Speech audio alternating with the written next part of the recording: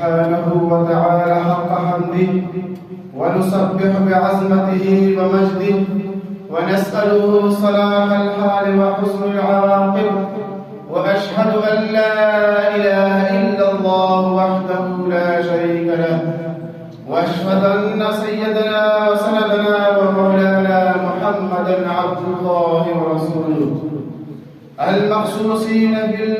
المخصوصين أشرف الخصال وأبقى المناقب صلى الله عليه وسلم، المخصوصين في الاقتداء بأسمى المراتب، والتابعين ومن تبعهم بإحسان ما دام جديدا في دأب وتعاقب، وسلم تسليما كثيرا.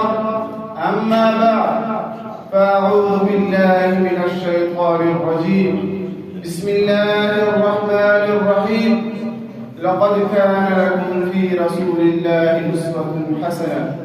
صدق الله العظيم. قال النبي صلى الله عليه وسلم: لا يؤمن أحدكم حتى أكون أحب إليه من والدي وولدي والناس أجمعين.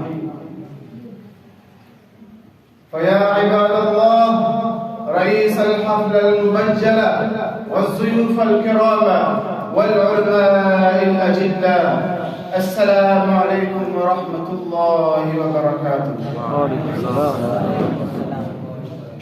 يا أيها المسلمون، كلامنا اليوم عن سيرة من لا تحص فضائله ولا تعد شمائله، الذي وصف الله تبارك وتعالى فقال: محمد رسول الله، ونادى بالنبوة فقال: يا أيها النبي شرفوه بالعبودية فقال: سبحان الذي أسرى بعبده وشهد له بالقيامة بالدعوة فقال: وأنه لما قام عبد الله يدعوه